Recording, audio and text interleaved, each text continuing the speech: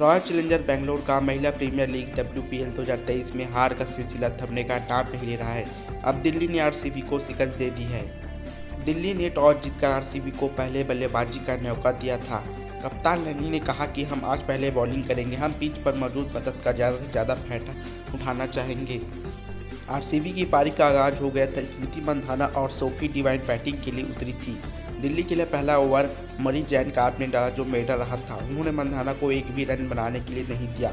RCB को पहला झटका कप्तान स्मृति मंधाना के तौर पर लगा था। मंधाना ने 15 गेंदों में 8 रन ही बना पाए और 5वें ओवर में शिखा पांडे का शिकार बन गई। उन्होंने ओवर की दूसरी गेंद पर ड्यूब स्क्वायर लेग पर जेमिमा को कैच थमा दिया था। उन्होंने अपनी पारी में एक चौका लगाया था। मंधाना का विकेट के लिए डिवाइन के साथ 24 रन छोड़े थे। डिवाइन 16 और एलिस पेरी 4 रन की निजी स्कोर पर खेल रहे थे। शिखा पांडे ने दिल्ली को दूसरी सफलता दिला दी थी। उन्होंने ओपनर सोफी डिवाइन को 90 ओवर की आखिरी गेंद पर बोल्ड कर दिया था। डिवाइन ने 19 गेंदों में 21 रन का योगदान दिया था। उन्होंने 3 चौके मारे थे। एलिस पेरी 12 रन बनाकर टिकी थी। इसके बाद बेंगलोर ने अपना तीसरा विकेट भी खो दिया था। हीथर नाइट को 13वें ओवर में तारा नॉरिस ने अपने जाल में फंसा लिया था। नाइट ने ओवर की 5वीं गेंद पर शिखा को कैच थमा दिया था। उन्होंने 12 गेंदों में 1 चौके 1 छक्के के 11 रन बनाए थे।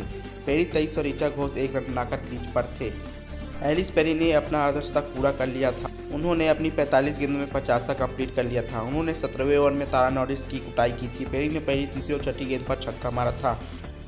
आरसीबी ने दिल्ली को 151 रन का टारगेट दे दिया था। एलिस पेरी 67 और श्रेयंका पाटिल 4 रन बनाकर नबाद रही थी। आरसीबी को चौथा झटका ऋचा घोष के रूप में लगा था, जिन्होंने शिखा ने आउट किया था। दिल्ली ने लक्ष्य का पीछा करते हुए खराब आगाज किया था। शेफाली वर्मा पहली ही गेंद पर ग्रीन बॉल हो गई थी। उन्हें मेगन सूट ने पहली ओवर की दूसरी गेंद पर अपना शिकार बना लिया था। मेग लैनिंग 1 और एलिस कैप्सी 5 रन बनाकर क्रीज पर खेल रहे थे। दिल्ली का दूसरा विकेट एलिस कैप्सी के तौर पर गिरा था। कैप्सी ने 24 गेंदों में 38 रन की पारी खेली थी। उन्होंने 8 चौके लगाए थे। उन्हें प्रीति बोस ने 5वें ओवर में एलिस पेरी के हाथों कैच करा दिया था। लैनिंग 9 और जेमिमा रोड्रिग्स 7 रन बनाकर क्रीज पर थे। डीसी को बड़ा झटका तब लगा कप्तान लेग लैनिंग आउट हो गई थी। उन्होंने 18 गेंदों में 15 रन का योगदान ही दिया था।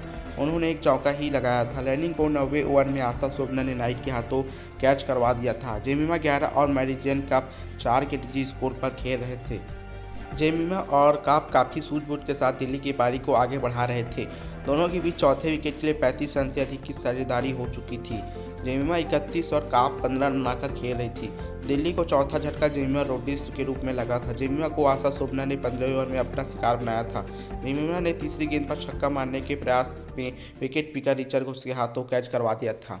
उन्होंने 28 गेंदों में 3 चौकों के जरिए 32 रन बनाए थे। जेमिमा ने चौथे विकेट के लिए काप के साथ 39 रन जोड़े थे। दिल्ली को अब अंतिम 12 गेंद में जीत के लिए 16 रन की जरूरत थी। काप 30 और जेस जोनासन 12 रन बनाकर क्रीज पर थे। दिल्ली ने बेंगलोर को 6 विकेट से शिकस्त दे दी थी। दिल्ली को आखिरी ओवर में जीत के लिए 9 रन चाहिए थे। जेस जोनासन ने छक्का और चौका लगातार मारकर दिल्ली को जीत दिलाई थी। वह 29 रन बनाकर नबाद रही थी। मैरिजन काप ने नबाद 32 रन भी बनाए थे। हमारे साथ ऐसी हाईलाइट की वीडियो के लिए बने रहिए। लाइक कीजिए, कमेंट कीजिए, सब्सक्राइब कीजिए।